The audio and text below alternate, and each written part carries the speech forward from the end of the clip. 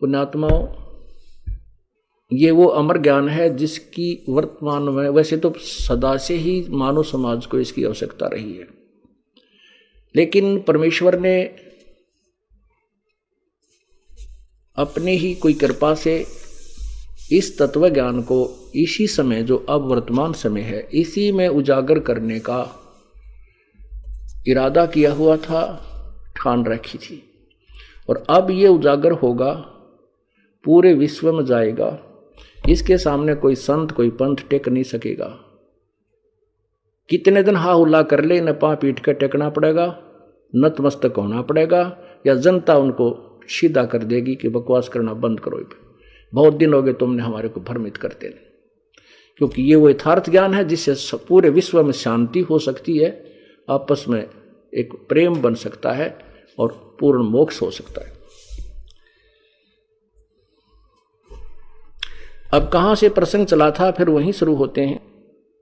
अकाल पुरुष काहू नहीं चीन्या, काल पाए सभी गैलीन्या, काल ब्रह्म सकल जग जाने, आदि ब्रह्म को न पहचाने। आदि ब्रह्म को, आदि ब्रह्म कौन? वो पूर्ण परमात्मा जो सदा सनातन ब्रह्म, सनातन माने सदा का, जो सबसे पूर्व का प्रभु, वो कबीर परमेश्वर है। परमात्मा ने स्वयं कहा है कबीर साहब ना करके, कबीर वेद हमारा भेद है, हम वेदन में नाहि, हम ना वेदन के माही, और जौन वेद से मैं मिलूं वो वेद जानते नाही। प्रभु कहते हैं कि वेद गीता आदि, क्योंकि गीता जी जो है ये चारों वेदों का सारांश है, ये भी वेद ही। वेद हमारा भेद है और मैं ना वेदन के माही, यानी मेरे पाने की विधि वेदों में नहीं है, लेकिन वेद मेरी ही महिमा कर रहे हैं, वो पूर्ण परमात्मा के। जैसे गीता जी अध्याय नंबर 18 के श्लोक नंबर 62 में कहा है कि अर्जुन तू सर्वभाव से उस परमेश्वर की शरण में जा जिसकी कृपा से तू परम शांति और शाश्वत स्थान सतलोक को प्राप्त हो। ये देखिएगा श्रीमद् भगवत गीता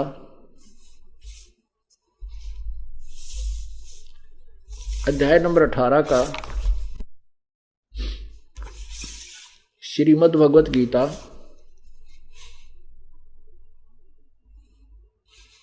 अठारह का श्लोक नंबर 62। हे भारत, सब प्रकार से उस परमेश्वर की शरण में जा, उस परमेश्वर की कृपा से ही तू परम शांति और शाश्वतम स्थानम सनातन परम धाम यानी सतलोक को प्राप्त होगा।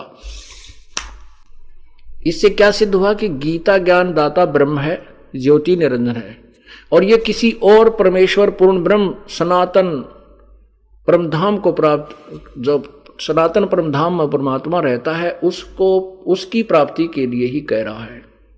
गीता जी अध्याय नंबर 15 के श्लोक नंबर 1 से 4 में भी यही विवरण है कि जब तत्व ज्ञान प्राप्त हो जाए उसके बाद उस परम पद परमेश्वर की खोज करनी चाहिए। ये देखिएगा, अब हम परमेश्वर की अमर वाणी सुनाएंगे। अकाल पुरुष काहू नहीं चीन, अकाल माने अविनाशी, जिसका काल ना हो, अकाल पुरुष। चाहे उसे शब्द स्वरूपी राम कहो, चाहे सत्य पुरुष को। सत्य पुरुष माने भी अविनाशी परमेश्वर, यानी अविनाशी, पूर्ण अविनाशी परमात्मा कहो, एक ही बात है। अकाल पुरुष काहू नहीं चीना, यानी पूर्ण परमात्मा को कोई नहीं पहचान सका। और काल पाए सभी गैलीना, इस काल ब्रह्म को सभी ने स्वीकार कर लिया, ये परमात्मा है। काल ब्रह्म सकल जग जाने, आदि ब्रह्म को न पहचाने। तीन देव और अवतारा, ताको भजे सकल संसारा। इन तीन देवता ब्रह्मा विष्णु महेश और इनने के अवतारों को सारा संसार इनकी पूजा पर लगा हुआ है। तीन गुणों का यह विस्तारा, धर्मदास मैं कहूं पुकारा। ये तीन गुण, रजगुण ब्रह्मा, सतगुण विष्णु, तमगुण शिव जी का ही ये विस्तार चलाया हुआ है काल के लोक में। और सुन ले धर्मदास, मैं तुझे विस्तार से बताता हूं। परमेश्वर कहते हैं गुण तीनों की भक्ति में ये भूल पड़ो संसारे, कह कबीर निज नाम बिना ये कैसे उतरे पारे। तीन गुणों की भक्ति में, रजगुण ब्रह्मा, सतगुण विष्णु, तमगुण शिव जी की साधना में पूरा संसार भ्रमित है। और कह कबीर निज नाम बिना, यानी सत्य नाम बिना। ये सतनाम सतनाम ऐसे जाप नहीं होता। सतनाम का अर्थ है सच्चा नाम, दो अक्षर का होता है, जिसमें एक ओम मंत्र है, दूसरा तत्व है जो संकेत, ये सांकेतिक है, जो ये दास केवल उपदेशी को बताएगा। और सत्य वो सार शब्द है, सार नाम है, जो इस सतनाम के बाद आपको दिया जाएगा। केवल सतनाम से भी मोक्ष नहीं है जब तक सार नाम आपको नहीं मिलेगा। ओम तत् सत इति निर्देश है ब्रह्मण त्रिविध समर्थ है। गीता भी संकेत दे रही है, यथार्थ ज्ञान नहीं है। इसलिए कहा कि पूर्ण संत की शरण खोज कर, तत्वदर्शी संत की खोज कर, फिर वो बताएगा तुझे पूरी विधि और पूरा ज्ञान। अब जहां से हम चले थे वहीं आते हैं। परमात्मा के तत्व ज्ञान से इस प्राणी को ये दृढ़ निश्चय हो जाएगा कि यहां जो संपत्ति और तुम व्यवस्था में लगा हुआ है यह तेरी नहीं है। सर्व सोने की लंका होती रावण से रणधीरम, एक पलक में राज विराजी जम के पड़े जंजीरम। कहते हैं या माया अपनी नहीं, या माया अपनी कहे समझत नहीं गंवारे, रति कंचन पाया नहीं रावण चलती बारे। सारी सोने की लंका बनाए बैठा था, चलते समय कहते हैं मरा जब एक सुई भी सोने की नहीं ले जा सका रावण अपने साथ। तो कहते यहां की वस्तु की क्या डिमांड करें हम। तो ये तत्व ज्ञान से आपको पता चलेगा। तो उसके बाद आप ऐसी समर्थ शक्ति की शरण में हो जाओगे कबीर परमेश्वर की में, कि आपकी भाग्य में, आपकी किस्मत में, आपके प्रारब्ध में ना होगी कोई वस्तु जो आपको आवश्यकता होगी, परमेश्वर अपने कोटे तो देगा आपको। फिर आपको ना तो मिलावट करने की आवश्यकता पड़े, ना चोरी करने की आवश्यकता पड़े। आप मिलावट करके, धोखा करके, 2 नंबर का काम, डाके चोरी करके धन इकट्ठा कर लेते हो। फिर उधर से कोई बालक बीमार हो जाता है, 2 लाख रुपये इकट्ठे किए, 3 लाख खर्च हो गए। वो पैसा तो रहा नहीं क्योंकि आपके भाग्य में नहीं था, वो आपने जबरदस्ती इकट्ठा कर रखा था।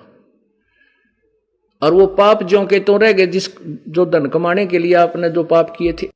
और वो पाप तुझे भोगने पड़ेंगे। कहीं गधा बनेगा, गधी बनेगी, कुत्ता बने, कुतिया बने, टांग टूटे, बुरा हाल हो, कीड़े पड़ जाएंगे। तो पुण्यात्माओं ये डर बनेगा गात में। और डर जब बनता है जब हम सियाने हो जाएंगे। जैसे छोटा सा बच्चा होता है, एक अबोध बालक होता है, वो बिजली के नंगे तार को जा करके छू लेता है और मृत्यु को प्राप्त हो जाता है। वो सर्प को भी पकड़ देता है और ऊपर सर्प उसको डस लेता है, वो मर जाता है। एक बोतल में, शीशी में कोई विष रखा है, उसको भी मुंह के लगा कर पी देता है और मर जाता है, क्योंकि वो अबोध है, परिचित नहीं है कितना भयंकर वस्तु है।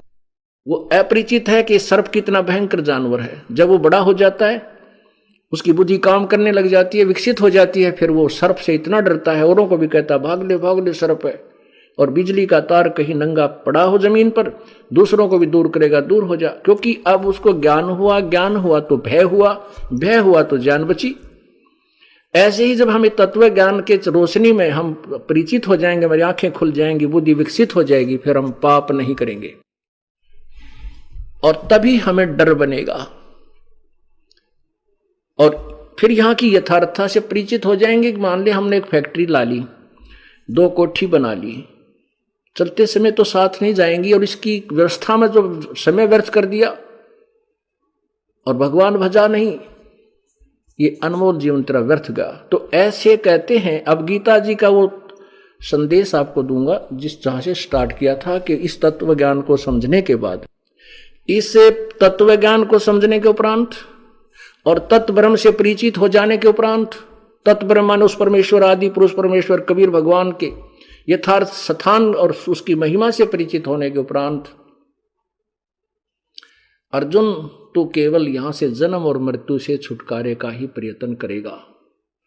जो व्यक्ति उस तत्व ज्ञान, जो तत्वदर्शी संत बतावेगा, और मैं जो तुझे कह रहा हूं, जो इस बात को सत्य मान लेगा, काल कह रहा गीता ज्ञान दाता कि जो ज्ञान मैं बता रहा हूं कि तत्वदर्शी संत की खोज कर और उनसे दंडोत प्रणाम कर, कपट छोड़कर, अभिमान छोड़कर अपना नतमस्तक होकर अपना कल्याण कराने के लिए उनसे ये तत्व ज्ञान पूछ समझ। उस तत्व ज्ञान से, पूरे आध्यात्मिक ज्ञान से आप परिचित हो जाओगे और उस परमात्मा से परिचित होने के उपरांत संसार की किसी भी वस्तु की तू डिमांड नहीं करेगा।